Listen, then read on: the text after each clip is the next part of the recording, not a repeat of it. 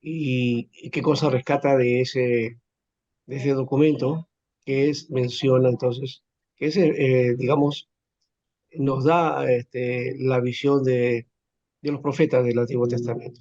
A ver, y especialmente los profetas menores, ¿no? A ver. Sí, pastor. Eh, sí, más que nada son los conceptos y las biografías que vamos viendo en la forma donde nacieron, cómo apoyaron a los Ujú. reyes, de qué manera fueron usados por el Señor de una manera tan particular y en la cual pues estaban para hacer dar mensajes de condenación y algunos también de bendición. Eso es lo que he entendido.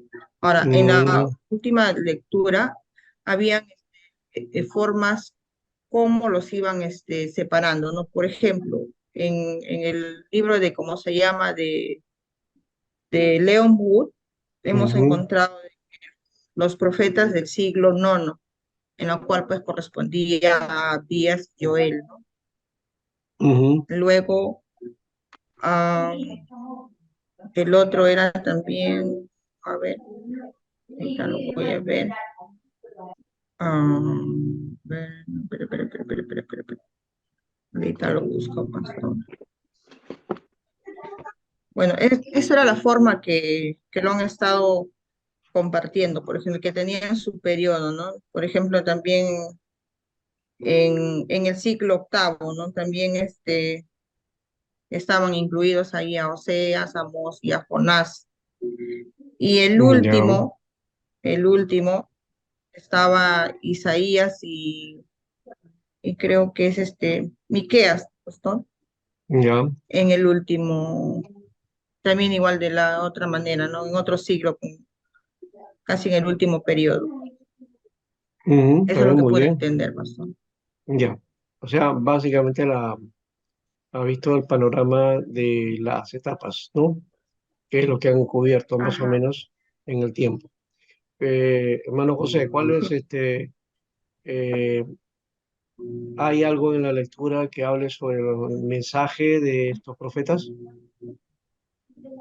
Lo que me recuerdo es cómo eh, en su misericordia el Señor utiliza inclusive hasta dos, tres, cuatro profetas contemporáneos como para Ujú, y de diferentes eh, edades, algunos estaban más en los jóvenes y otros ya en personas mayores y aún también de diferentes clases sociales como para insistir en, por ejemplo, de Nínive, en el caso de Nínive, después de más de 100 años, que los ninivitas comenzaron a perderse nuevamente, como el mensaje de Dios es insistirle para que se arrepientan, pero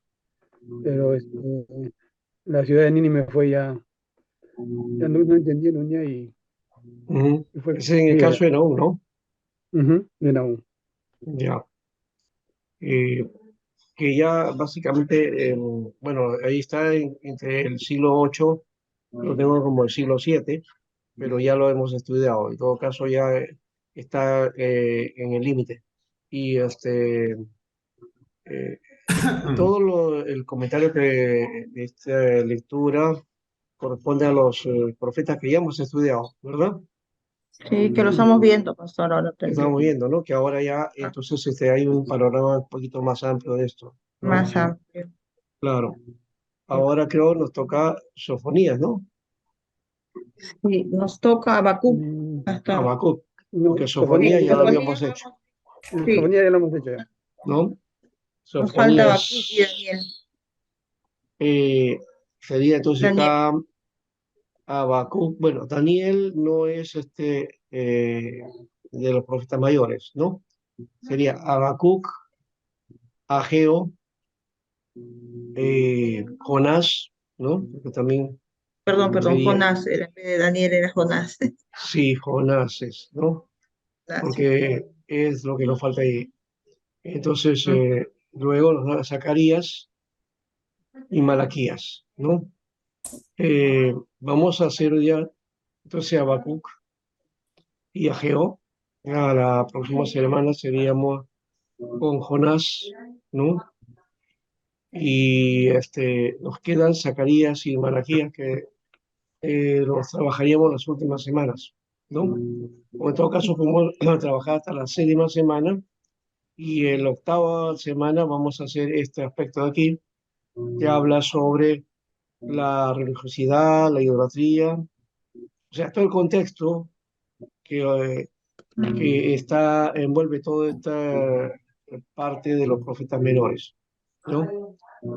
Eh, Ahí estaría el secretismo religioso o eclecticismo, o lo que algunos también le llaman el hedonismo, ¿no? No, enoteísmo, perdón, enoteísmo. La importancia de la mística oriental y el judaísmo, que se va a ir elaborando también en esta etapa, bueno, no en esta etapa, más bien es en la etapa eh, de, de la vuelta de la cautividad, ¿no? Eso, y también, por supuesto, el énfasis místico oriental que viene de Persia también, ¿no? Y que de alguna manera afectó digamos, a los que fueron al cautiverio y que va a darle también una pauta muy particular al judaísmo que se va a elaborar para el primer siglo, ¿no? ¿No? El panorama que Jesús se encuentra, que es una mezcla de cosas, ¿no?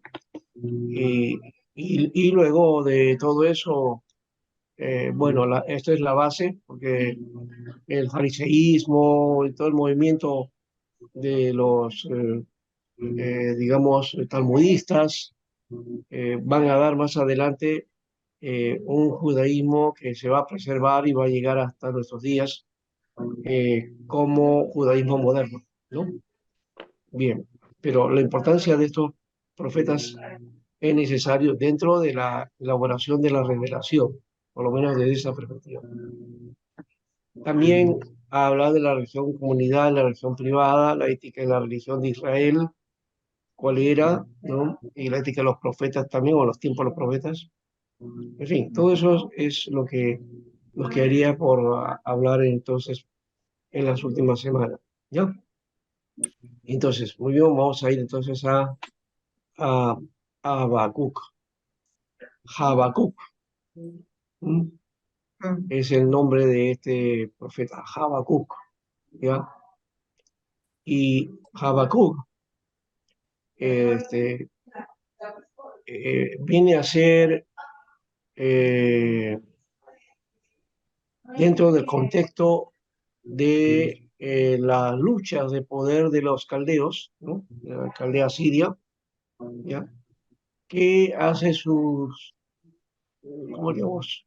Todo su propuesta, ¿no es cierto?, de búsqueda, especialmente en el año 625, más o menos antes de Cristo, hasta el 105, ¿no? Que es el que profetiza Habacuc, ¿no? Y que la referencia es la destrucción que va a causar este poderoso imperio, ¿no? Y que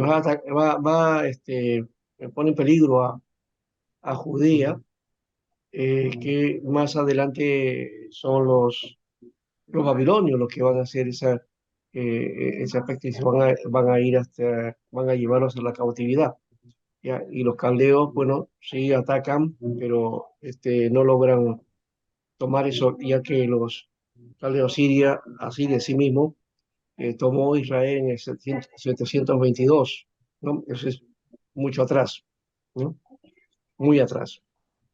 Entonces, bajo ese aspecto vamos a mirar entonces aquí a este,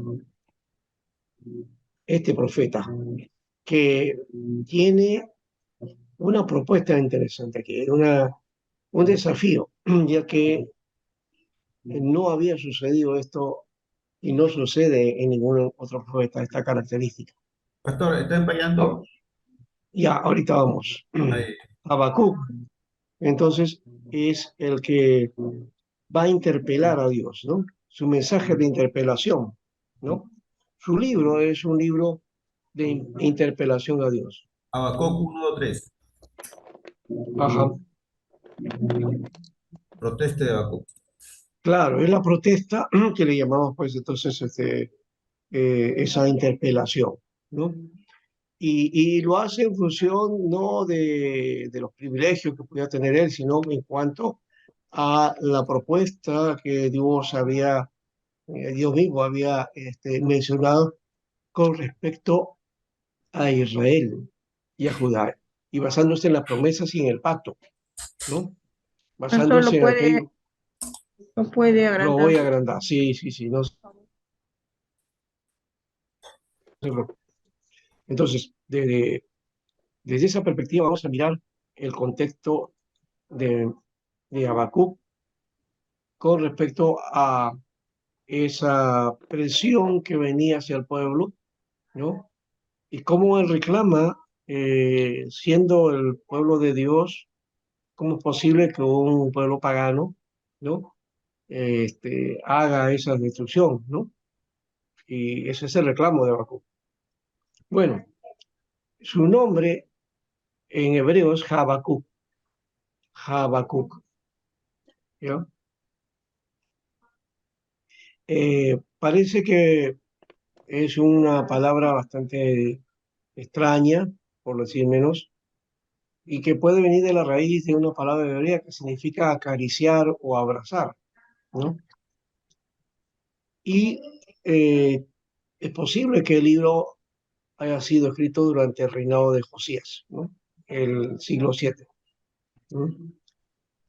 Ahora, este Habacuc aparece entonces de una manera diferente. Es decir, es un profeta muy particular, no es un profeta, bueno, no diríamos que clásico, tampoco encaja como profeta estático, no encaja dentro de los profetas cortesanos, ¿no?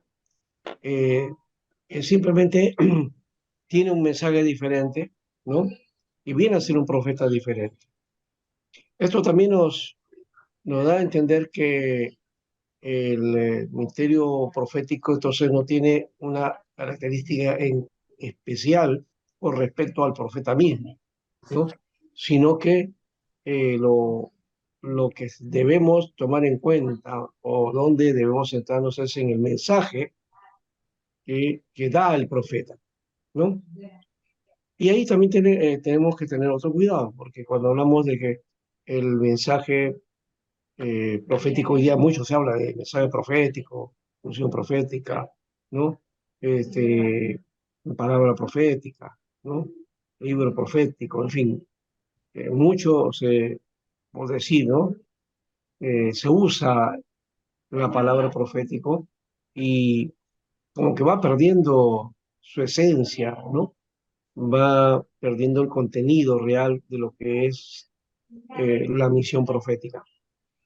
Porque la misión profética es dar mensaje de Dios y dar a conocer la condición en que se encuentra el pueblo de Dios, ¿no? ¿Y qué hace el pueblo de Dios con respecto a, a la ley, a la palabra, al pacto, ¿no? Si era pueblo de Dios y eran, digamos, gente que se reconocía como parte del pueblo de Dios y por eso tenían Jerusalén, el templo, el cuidado de ese lugar, pero eh, si vivían solamente del orgullo religioso, del orgullo espiritual, no podían haber conseguido nada porque no era esa la mira a la que ellos fueron llevados por Dios. Es más bien eh, mantener la relación con Dios, mantener digamos, su comunión con Dios en el sentido de pueblo, en el sentido de construcción y también de obediencia a Dios, ¿no? Eso lastimosamente, Israel comete, pues, este, el error, ¿no? O la falla en sus actos, en su conducta. Creo que eso es una eh, actitud que tienen todos los seres humanos, todos nosotros también, en alguna u otra medida, cometemos eso. Y también, pensando en la iglesia de hoy, también la iglesia, pues, a veces protestamos y decimos, "Bueno, es que no somos perfectos, pues, cometemos errores, cometemos fallas, somos seres humanos, todavía no hemos estado a la perfección total, y entonces por eso, bueno, a veces, eh, bueno, mantenemos ciertas cosas que no corresponden, ¿no? Y, y por eso aquí se trabaja este, esa condición, la situación de cómo estaba Judá, ¿no? Y en este caso, miren, en la literatura que encontré estaba hablando de Caldea, pero acá habla del juicio que hace Babilonia, ¿no? Mm, Entonces, hay dos posturas en ese aspecto también, ¿no? Los Eh, caldeos. porque los caldeos son anteriores a Babilonia, ¿no? Pero Mm, ya la fecha más o menos del siglo VII ya existía, bueno, Babilonia estaba ahí y fue desplazando a Siria, ¿no? Y de hecho aquí está haciendo esa, puede ser el acoso de Babilonia, porque recuerden que fue el 586 cuando son llevados cautivos. Bueno, entonces es más o menos unos 30 años después, ¿no? Porque estamos hablando del 625, 605, ah, sí, más o menos sería, eh, si es 685, más o menos 15 años, casi 20 años más o menos de diferencia, 20 o 25 años, en lo que podía haber habido ese acoso. En un primer momento no se consiguió nada, ¿no? Pero el 586 sí, se logró y destruyeron la ciudad, destruyeron el templo y llevaron cautivos a los personajes ilustres de Israel, ¿no? Ahora, entonces, este, la profecía de Habacuc, ¿no? Habla Dios al pueblo, ¿no? Él habla en nombre de Dios al pueblo, ¿no? Habacuc se dirige a Dios también por otro lado, en nombre de Israel, ¿no? No va por sus propios medios, sino eh, intercediendo, poniendo a Israel como testigo de la obra que Dios está haciendo, ¿ya? Y hay dos preguntas ahí. Por eso decíamos que es la gran interpelación a Dios, ¿no? Es el único profeta que se atreve a interpelar a Dios, interrogar a Dios, ¿no? Cuestionar de alguna manera, ¿no? La situación que tenía Israel y por qué Dios no actuaba y por qué Dios permitía ciertas cosas, ¿no? Es una, creo que, bueno, Habacuc no es el único, me imagino, en el texto bíblico sí lo es, pero muchas veces han habido actitudes como esa de creyentes simples, normales, que pasan por momentos difíciles, por situaciones graves, y entonces hacen cuestionamiento a Dios, ¿no? ¿Por qué a mí, Señor? ¿Por qué me castigas? ¿No? ¿Por qué vas a utilizar a los mundanos para eso? ¿No? ¿Por qué, Señor, me pasa esta prueba o esta dificultad? ¿Por qué, Señor, estoy pasando lo que estoy pasando? Bueno, todas esas cosas este, en las situaciones nuestras o personales sí se ha dado, ¿no? Y hay gente que ahí es donde algunos abandonan la fe u otros persisten a pesar de todo y pasando la prueba, entonces se dan cuenta de que a pesar de todo Dios se daba con ellos, ¿no?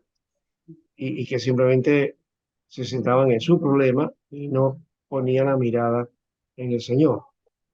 Ahora, por eso aquí está la pregunta.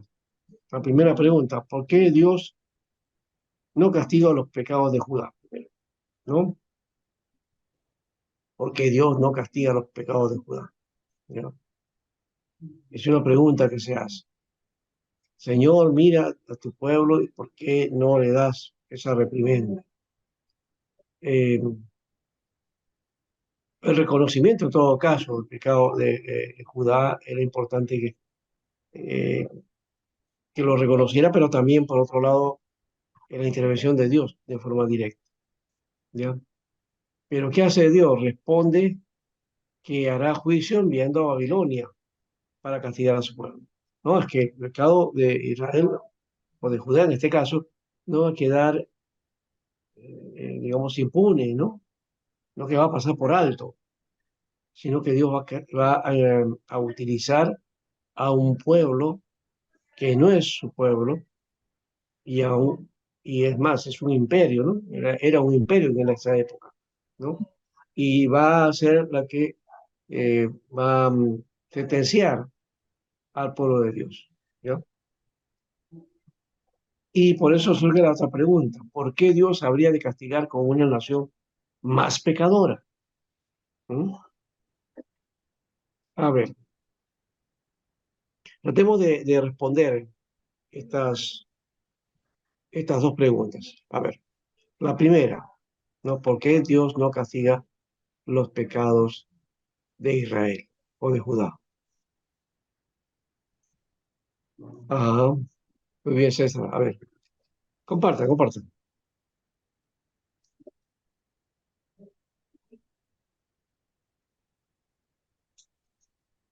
¿Por qué Dios no castiga los pecados de Judá? Es que Dios eh, es complaciente, pasa por alto, am, ama tanto a Judá que ya tácitamente lo perdona y no le dice nada sobre sus pecados, ¿no? Como a veces ocurre con nosotros como padres, ¿no? ¿No? O de repente como abuelo, a veces como abuelo también somos tan chochos de a nuestros nietos, pero no le decimos nada, entonces a veces por su ¿Será, mal comportamiento, su mala conducta, ¿no? A ver, será díganme pastor, ustedes. será pastor por la promesa de que Judá era de los descendientes de Salomón? Ya está bien, hay una promesa, pero eso no invalida el hecho de que Dios intervenga. Más bien, por el hecho de que haya una promesa, Dios tenía que intervenir, ¿verdad? A ver, ¿qué dicen ustedes?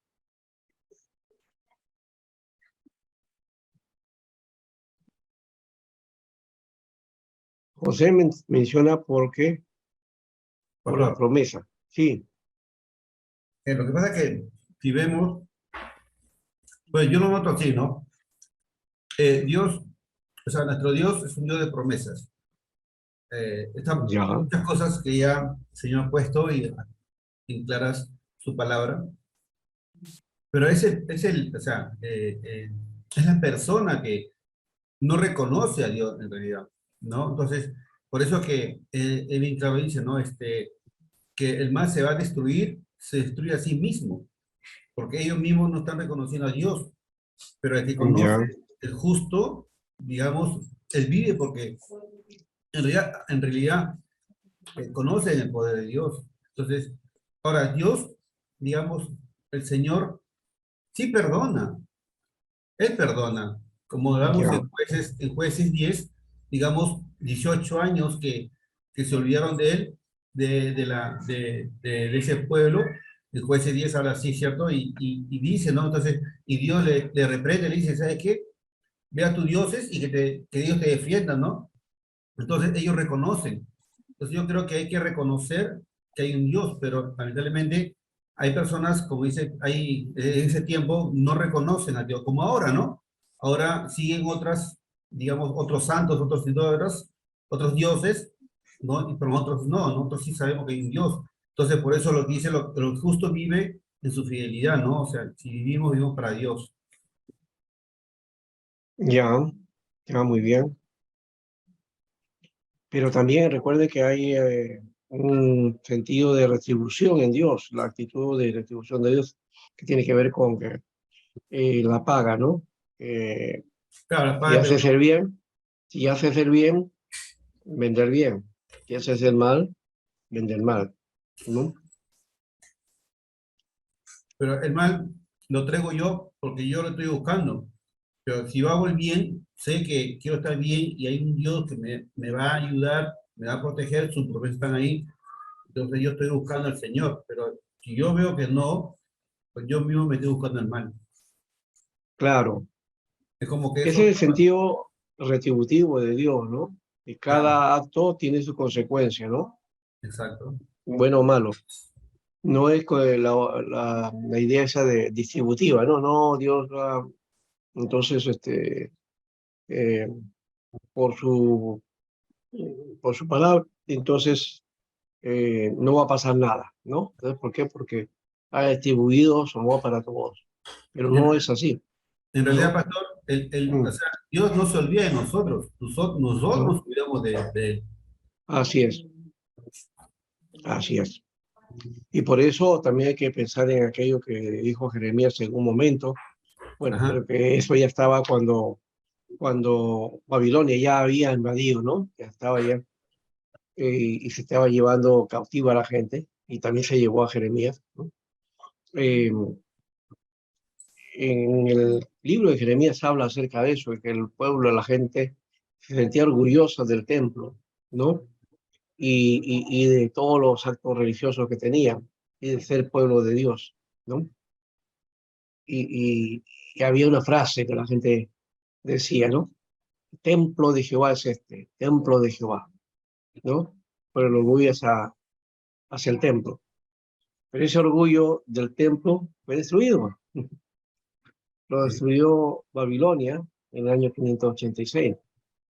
Y, y quedó nada, ¿no? El orgullo espiritual por tener un templo les fue destruido a causa del pecado. O sea, Dios castigó de esa manera a Judá, ¿ya? Y ahí va la otra pregunta por eso, ¿no? ¿Por qué Dios habría de castigar con una nación más pecadora? Es decir, ¿por qué Dios utiliza a Babilonia? ¿Por qué, en términos nuestros, ¿no? Una nación mundana, pagana, pecadora, ¿no? ¿Por qué? ¿No? Él es omnisciente, pastor, y él sabe lo que hace. Él es el No Todopoderoso, será más bien la soberanía, porque la omnisciencia tiene que su ver soberanía. Soberanía de Dios. con que Él lo conoce todo, ¿no? Y en cambio lo otro es la soberanía de Dios y que Él hace conforme a su propósito, ¿no? A su voluntad no pasó. A su Sí. voluntad. Y Él es el que decreta, ¿no? Ujú. Él es el que decreta, ¿no? Claro, Como y él creador, no pasó, como dueño de conoce todo. su ¿Mm? pueblo, de que a pesar de que peca, bueno, él está esperando, basado en su misericordia, de que te arrepientas. Claro, Su pero gracia con nosotros. hay un momento en que como Israel, como Judá, pues el Señor simplemente dijo, bueno, hay que hacer juicio y a castigar a la Castiga, nación. castiga al Y pueblo. lo hizo. Ahora, el asunto no está por ese lado, es este. ¿Por qué Dios usa a una nación pecadora? Bueno, la respuesta diría, bueno, es que todas las naciones son pecadoras, ¿qué vamos a hacer? No, no, no hay ninguna, ¿no? Pero en todo caso, ya, ¿por qué entonces Dios usa una nación que no es de la fe de Dios, ¿no? Pero, pastor, según lo que yo puedo entender es para que sientan vergüenza. O Ya, sea, según lo que también poner aquí, ¿no? ujú, Dios utiliza una nación más pecadora para castigar al pueblo, ¿no? Para que sientan vergüenza, diciendo cómo Dios, estamos tan alejados que él que tiene que usar otra nación, ¿no? Que está peor que nosotros. O sea, como para ya, generar cierta vergüenza o quizás o conciencia, ¿no? Del remordimiento de que están en mal camino, se han alejado del Señor. ya. Bueno, por ahí va, ¿no? Para vergüenza de la nación, Ujú. para vergüenza de la gente, Claro, o ¿no? sea, yo pongo así a pensar, ¿no? Como, o sea, yo me pongo en el papel de Judá, ¿no? O sea, y veo que siendo yo parte de su pueblo original, ¿no? De Dios, de él, y veo que usa otra nación que está en pecado, entonces yo me doy cuenta, entonces digo, no, tan mal estoy en mi relación con Dios, tanto nos hemos alejado que usa otra nación, que igual está en pecado, pero nosotros estamos en una situación peor. Es lo que puedo deducir, ¿no? Ujú. Eso, Por ejemplo, en el tema de Oseas, ¿no? Al elegir a una esposa bueno, que no conocía a Dios y que se fue o de otro linaje, ¿no? ya, Entonces, usó a otra persona para que el pueblo se dé cuenta que su misericordia alcanza, ¿no? claro. Bueno, en el caso de Oseas es otra historia, ¿no? Eh, la mujer se desvía por su propia naturaleza, ¿no? ¿No? Y sale siendo esclava, pues, de los hombres, ¿no? Mm, Y Dios le dice a Oseas que la recoja ahora de nuevo como esposa y que le ponga el nombre nuevamente, ¿no? O sea, la restaure, ¿no? Ahí hay otra condición. Aquí, en este caso, no es esa restauración, sino más bien es el castigo. ¿Mm? Castigo a la nación. Por otra nación que en este caso sería más pecadora que Israel, aunque Israel estaba pecando también de la misma manera. No sé cuál sería en todo caso el pecado más grave, que si es de Babilonia o es de Judá, ¿no? Porque la medida de Dios parece que el pecador de Judá pesaba más, ¿no? O pesaba Ujú. fuertemente delante de Dios. Uno, porque eran pueblo de Dios y eran más responsables. Recuerda eso que dijo Jesús, ¿no? Al que se le da más, Más más se le pedirá, ¿no? ah, Ujú. Entonces, ahí hay doble. claro, Judá viene a ser entonces más responsable porque conocía la revelación, porque sabía de la revelación. Prácticamente es como decir, o sea, tú eres mi ungido y tú tienes doble responsabilidad, algo Sí, así. por eso dice en hebreo, ¿no? Terrible cosa es caer en manos de un Dios, ¿no? ¿Qué más dice? ¿Mm? En hebreo. A El ver, Dios, recuerda. Mejor es no haberle conocido, creo que dice, pastor. A veces otro texto que dice que mejor no conocer a Dios que conocerlo así, ¿no? Y tienen Ah, completamente. horrenda cosa es caer en manos del Un Dios vivo, Dios de vivo, sí, pero traed exactamente. a la memoria de los días pasados, en los cuales después de haber sido iluminados, habéis Ajá, caído. exacto. ¿Ves? Entonces está hablando de eso, mira, de caer, y imagínate, ¿no? Entonces está frito si Dios te toca. Porque Mejor de no hecho, haberme conocido. ujú, sí, por eso algunos no quieren, pues, ¿no? No quieren en el camino de Dios. Y también por otro lado hay creyentes que dicen, no, ya no quiero conocer más, no quiero aprender más porque Dios me va a pedir después mucha responsabilidad. No, prefiero quedarme así nomás. Pero eso no es correcto, ¿no? ¿O qué dicen ustedes de eso? A ver, podemos aceptar que haya creyentes que crean que porque ya, no, yo no quiero conocer más porque Dios me va a hacer responsable de otra cosa, prefiero quedarme aquí Sí, nomás, no. ¿Ah? No, eso es incorrecto, pastor. Yo he no, escuchado eso, ¿ah? sí, ¿No? así ¿Sí? dicen. no he escuchado, más bien he escuchado otros que se lanzan para las fotos nada más, pero que el O Espíritu sea, Santo, eso es un síntoma de un mal creyente, bueno, que no anhela aprender más del Señor, acercarse más a Él. Claro, pues claro, pero también tienen en mí y dicen, no, a más, entonces más Dios me va a pedir más, no, entonces no. Sí, y algunos se encierran, pastor, y decir, yo quiero ser oveja nomás. Ah, ese es peor. Sí, sí, sí. ¿Has Sí, sí. escuchado? eso sí he escuchado, eso sí he escuchado. Ya, es la misma situación, ¿eh? Es la Yo misma Ah, creo que, situación. pastor, ese tipo de comentarios nacen porque se quiere de repente seguir viviendo en cierto tipo de pecado. Y a veces lo he escuchado así también. No quiero conocer a Dios porque ya si estoy bien, no, si peco, ya Dios me va a perdonar si es que hago algo mal. Porque ya no hay conciencia de responsabilidad. Mm, Yo lo he escuchado ya, así, yo lo he escuchado así. ya.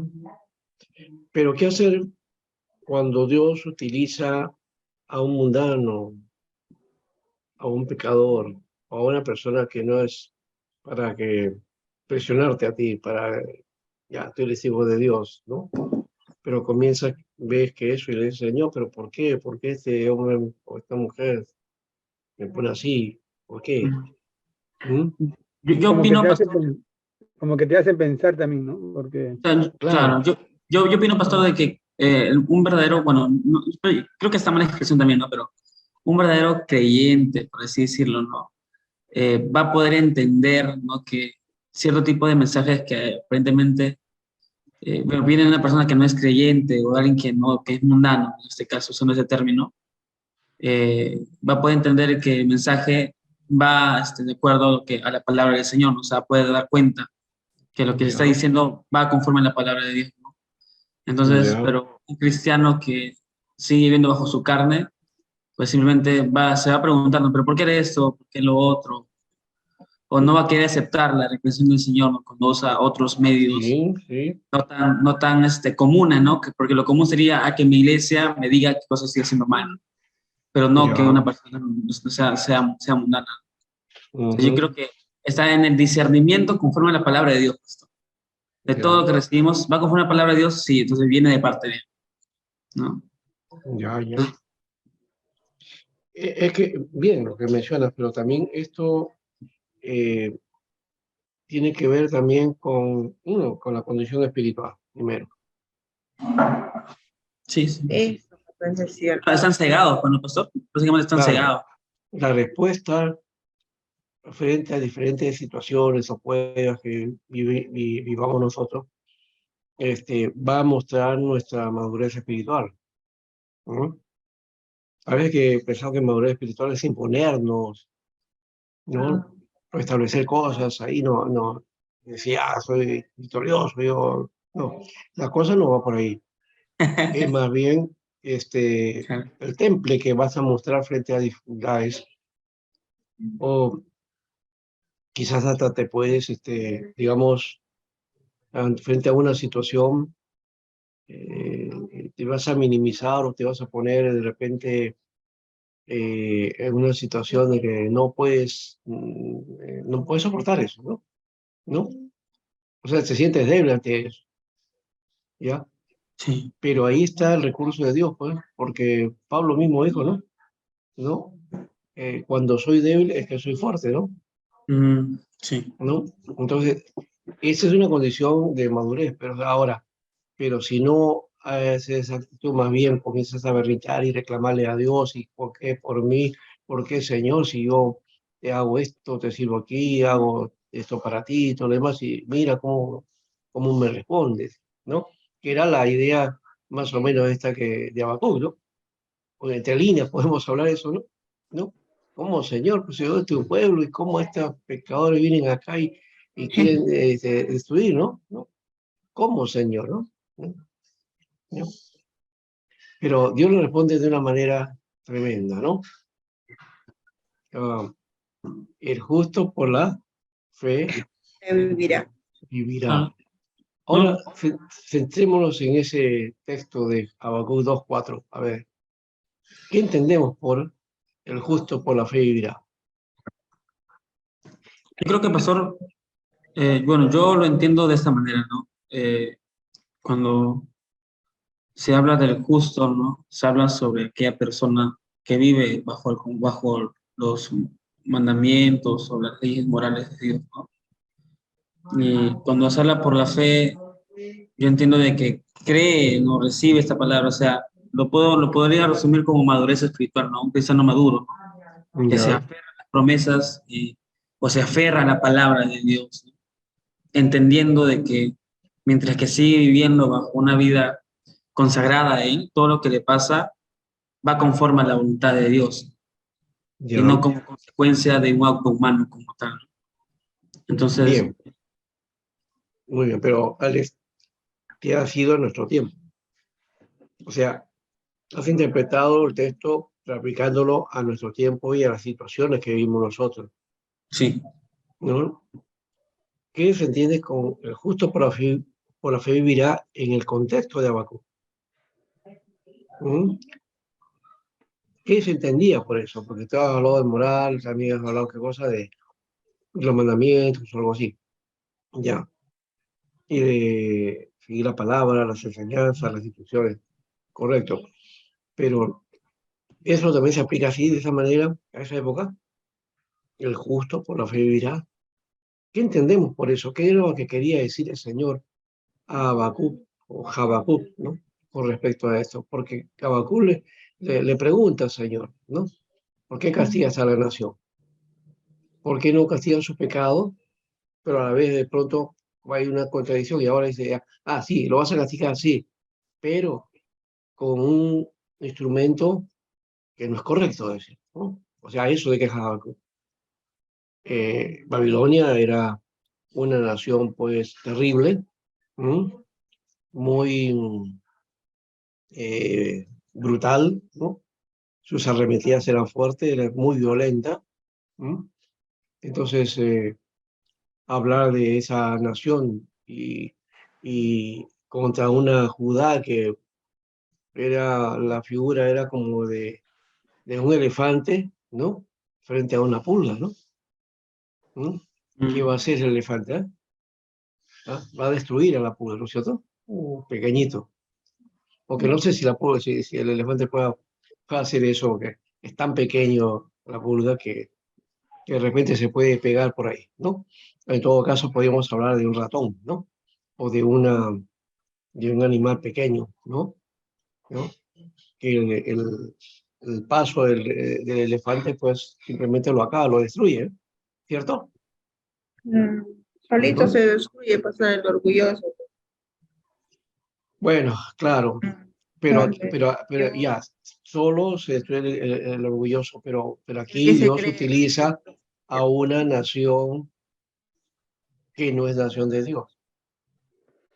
Ahora, era la primera vez que Dios utilizaba una nación pecadora para castigar a su pueblo. No, siempre lo hacía. A ver, la historia, a ver, Continuamente. ¿cuáles son? ¿Cuáles son? A ver, ¿encontramos algo? Pastor, que si Mm, Dios utilizó otros pueblos, En sí, toda la historia, pues, en la historia de Israel siempre ha usado diferentes naciones para que puedan, en la deportación en la primera deportación, Pastor, mira, por ¿está? ejemplo, Jonás en Nínive, por ejemplo, ahí utilizado. no, ahí es No, otro caso. Nínive, el mensaje era a Nínive y mm, era un esa es una mensaje de excepción. destrucción a Nínive, ¿no? Bueno, eso lo vamos a ver después cuando hablemos de Jonás. Ahí hay un mensaje de este, castigo de destrucción a Nínive. Ah, este es justamente la parte de lo que va a ser Asiria, pues, ¿no? De ahí viene. Pero antes, primerito era con los filisteos, pastor, su guerra principal. Los filisteos, ¿no? Claro. Estorban al pueblo, ya, pero antes de eso, ¿qué? Egipto, ¿se acuerdan? Egipto, antes era claro, Egipto, claro, pues el faraón, 400 ¿no? años, claro, 400 años Ujú. de cautividad. La esclavitud, ya, Sí. y el dominio del faraón de la época de Moisés, Ah, ¿no? Ya, entonces, ahí vemos ya, hermano, de, eh, de vienen los gente filisteos. que no es creyente y que es la que va a dominar la escena y va a dominar y va a castigar al pueblo, ¿no? Mm, Ya. Eh, o en todo caso sí, va a tratar de alguna manera de dominar, ¿no? Y no solamente es en este caso, luego están los filisteos, ¿cierto? También, ¿no? En la época de los jueces, ¿no? Ahí están las naciones que se enfrentan, ¿no? A las tribus también, ¿no? Y también Dios lo utiliza, así como utilizó al faraón para esto, también destruye o también utiliza para dar mensaje, ¿no? ¿No? claro, su Personajes, pecado ¿no? también de David, con toda la No, destrucción de su ya generación, David Absalón, su también, hermana, ya. todo Pero ello, también está Nabucodonosor, por ejemplo, por eso ¿no? también. Un Sí. rey pagano. Ujú, Eh, Jerjes también, ¿no? ujú, De la época de Esther, ¿no es cierto? Y claro. luego también vemos a Darío, también otro rey, que aunque en algún momento le llama mi siervo, ¿no? Mi ungido, ¿no? Ciro también, otro también, que va, bueno, pero que va a ser para bien en todo caso, ¿no? Así que tanto utiliza personas o pueblos para castigar como para bendecir, ¿no? Sí. Entonces, ¿por Cada vez qué? que el pueblo hacía lo malo ante los ojos del Señor, se volvían ahí, otra vez venía otra invasión, Así es. otra guerra. Sí, siempre ocurría eso, ¿no? Porque como digo, ahí estaba el principio de la retribución, ¿no? Entonces, eh, los justos, entonces, ¿no? Son los que confían en el Señor, ¿no? Y el mal se destruye a sí mismo, pero el justo vive en su fidelidad. ¿Saben qué? La palabra fe tiene que ver con fidelidad, Fidelidad, ¿ya? Confianza en Dios, ¿ya? Eso desde la perspectiva del texto, cómo lo encontramos. Pero saben ustedes que en el texto hay un pasaje en el hebreo que podemos interpretarlo bien. Primero, hay que ver este asunto de la fe. El justo es aquel que Dios ha declarado justo, pero no en el sentido del Evangelio, porque todavía no se conocía, sino está hablando del justo del Antiguo Testamento, ¿no? El justo que era parte del pueblo de Dios, ¿no? Y que se supone que era el que seguía entonces los mandamientos, las promesas de Dios, y que había una señal, la fe que tenía venía de la confianza en Dios y de un acto importante que Dios había hecho con este pueblo. ¿Mm? ¿Cuál es ese acto importante, que ese sello que es importante, que está bien marcado en el Antiguo Testamento? A ver. Algo que me parece que olvidamos nosotros, ya, que olvidamos y necesitamos recordar y tenerlo en cuenta, porque esa es la fuente, la base. Si no tenemos ese acto, ese compromiso, entonces como que no vamos a entender todo el propósito ni el mensaje del Antiguo Testamento. ¿A qué me estoy refiriendo? A ver, recuerden. ¿Qué es lo que digamos, hace que el compromiso sea entre el pueblo y Dios? A ver, ¿cuál es? Pensemos, a ver.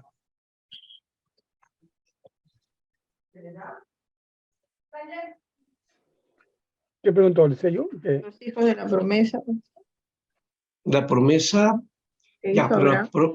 ya, muy bien, pero la promesa de Abraham, ¿en dónde se muestra? ¿Cuál es a ver, puedo decir, a ver, como el sello? La circuncisión. Bueno, la circuncisión, ya. Pero la circuncisión y todo eso que está mencionando son los elementos que tienen que ver con ese acto de compromiso que Dios ha hecho con su pueblo y que el pueblo tiene que aceptarlo. Bueno, yo En el seré caso tu, de Adán, serás mi pueblo y seré tu Dios. claro, ya, ya. Pero el detalle, básicamente, ay, a ver, tratando de hacerlos pensar un poco, parece que hay algo. Hay un elemento que es el fundamento, digamos así, para el pueblo de Israel. Está basado en el compromiso que Dios hace con su pueblo, ¿verdad? ¿Cómo se llama ese compromiso? A ver, piénsalo. Tú serás mi pueblo y yo seré tu Dios. Así. ¿Quién lo dijo? ¿Pacto? ¿José? Ya, dígalo más fuerte, hermano. El pacto, pues. Es el pacto, ¿no? Dios hace un pacto con su pueblo en Abraham, ¿no? En Abraham. Después de Moisés. Reafirma ese pacto. No es que es un nuevo pacto. Lo va reafirmando, ¿no? Y en Jesús Es un nuevo pacto, pero no es un nuevo pacto porque es algo nuevo, sino es nuevo porque es renovado el Un pacto, pacto mejor. ya es reafirmado todos los pactos antiguos, ya, entonces son renovados en el pacto con Jesús, con el sacrificio, claro. Por eso hay que tomar en cuenta ese también, ese elemento. Algunos dicen, no, ya ese pacto antiguo ya no sirve, ya no vale. No, no, no, no, no. Ese pacto es base para el pacto final, ¿ya? No podemos desecharlo, ¿ya? Y diríamos de una manera que ese pacto del sacrificio de Jesús es consecuencia de los pactos que Dios ha hecho con su pueblo, ¿ya? Ahora, ahí está claro el asunto cuando Dios le dice a Habacuc, el justo por, ¿qué cosa? Por la fe al pacto, por la confianza al pacto, por la obediencia al pacto, vivirá. ¿Mm? Es el pacto que señala todo. ¿Te das cuenta? A partir del pacto, esto está en la circuncisión, la obediencia, cuidar la ley, el comportamiento y obediencia, todo lo demás. Pero el pacto es el compromiso y la fidelidad que tiene, ¿no? Es fundamental eso. Ahora, no solamente está este aspecto del padre, ya hemos descubierto de dónde viene, ¿no es cierto? ¿Ya? Ahora vamos a mirar este otro hecho, ¿ya? De cuando dice que el justo por la fe vivirá, nos suena a que el justo por su fe, por la fe que tiene a Dios, ¿no? Por el pacto que tiene con Dios. Pero ¿sabes qué? Hay otra forma de ver el texto en hebreo, ¿no? Y que se puede interpretar de esta manera que les voy a mencionar. Voy a buscar en el descanso algún texto a ver que puede encontrar si está de la manera que lo voy a expresar. En el texto hebreo da la idea de que no de que el justo va a vivir por la fe, ¿no? O el justo por su fe vivirá, que es lo que dice el texto en realidad, a ver qué dice. Vean ahí Habacuc 2:4, ¿ya? No sé si dice por su fe o por la fe, a ver. El justo por la fe vivirá. Ya, por la fe, ya. Pero, ¿sabe? La fe, ya, pero ¿la fe de quién es? ¿Del justo? Claro, la fe del justo. Pero dice aquí que aquel cuya alma no es recta se enorgullece, mas el justo por su fe vivirá. Por su fe, ¿no? Y fe entendiendo por fidelidad. Claro. Fidelidad. Romano 1:17, ¿no? Fidelidad al pacto, ¿ya? Y fidelidad a su pacto. ¿Quién es el fiel? ¿El justo o Dios? Dios, haciendo cumplir su pacto. Eso cambia todo el sentido, ¿ah? El justo por su fe, es decir, por su fidelidad, por la fidelidad a Dios, va a vivir el justo. Y por eso se acerca a Dios. Él es fiel. Nosotros no lo somos, ¿no? Nosotros somos infieles. Él es fiel. Entonces, la fidelidad de Dios está presente aquí. Y es otra lectura que tenemos de este texto. ¿Se dan cuenta? ¿Qué les parece eso? Leerlo en esa dimensión. No sé si lo entienden bien. A ver. O no me dejo entender de repente, ¿no? Cuando hablamos de la fe o la fidelidad, ¿de quién es esa fidelidad? ¿Del justo? De Dios. Es de Dios. No, dice, el justo por la fidelidad de Dios vivirá. Ajá. ¿Dónde lo encontró eso? No, yo estoy No, ya. Ese es el sentido. Ajá, muy bien, lo entendió bien. El justo por la fidelidad de Dios vivirá, Vivirá por porque Él es pacto el fiel. perpetuo. Porque el Claro, Señor porque Él es fiel, justo, Claro. Y porque Él es el fiel. el Señor es justo en todos sus caminos. Ajá. todo. Entonces ya eso cambia el sentido, ¿no? ¿Verdad? Ya no es mi fe, ya no es mi fidelidad porque yo puedo fallar, mi confianza en Dios a veces puede bajar, pero la fidelidad de Dios siempre permanece. ¿Se dan cuenta? Claro, y porque la salvación no es por obras, no es por un hombre, no es por Claro, Dios. claro, es por Él, ¿no? Bueno, vamos a detener ahí, vamos al descanso, ¿ya? Y volvemos unos 20 minutos, quizás un poquito más, ¿ya? Pastor, en Salmo Sí, 112:6 dice, ¿no? El justo dice, será siempre recordado, ciertamente nunca fracasará. ya, porque el justo se confía en Dios, pues, Exacto. ¿ya? Pero, claro, ahí determina al hombre como justo, ¿no? Pero si definimos al justo, ya voy a hacer un descarte de acepción de personas. Claro, no, pero justo, ¿qué es? ¿Qué es el sadik? Vayan pensando en eso, ¿no? ¿Qué es el justo? No es una persona buena o que se porta bien, ¿no? ¿Qué es una persona justa? ¿No? Implica eso por ahí, ¿ya? Vamos a ver. Gálatas 3:11 también dice, y que por la ley ninguno se justifica para con Dios. Es Claro, evidente, porque el justo por la fe vivirá. Y, y por la la ley no fe, es sino ya. que No dice es que por no es por la ley, no es por los mandamientos, no porque vas a la iglesia, no porque haces cosas para Dios, no, definitivamente no.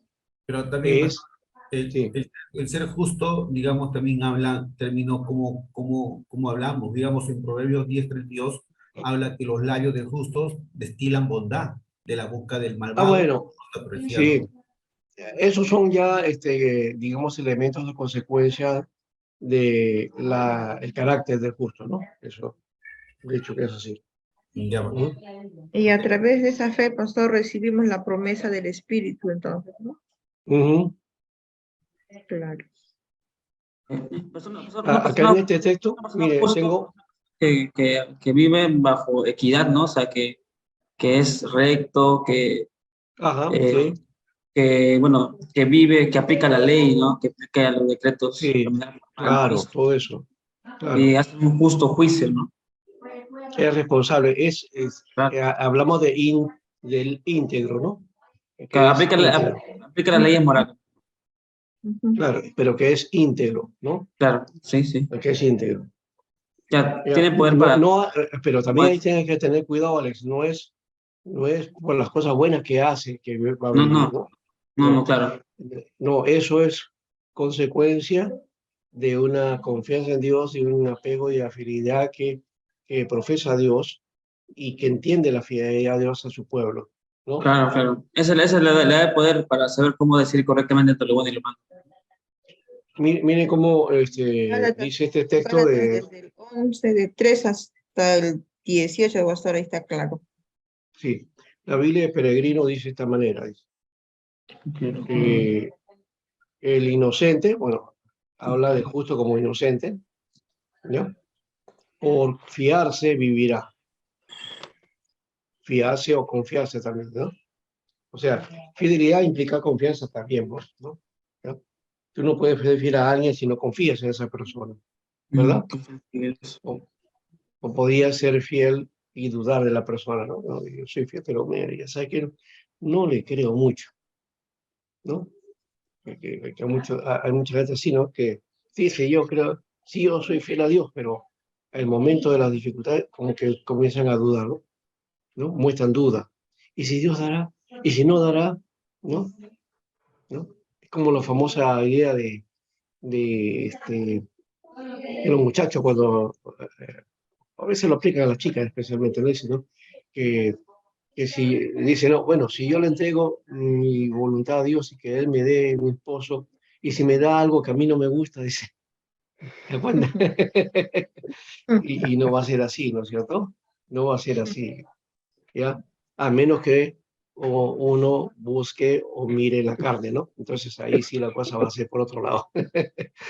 Qué bueno, se rieron por ahí. Ya, entonces, vamos a dejar esto y nos volvemos a ver dentro de unos 20 minutos, ¿te parece? Un poquito más, ¿ya? Estamos ahí, ¿ya? Sí. Vamos Ya. al descanso. Ya. Con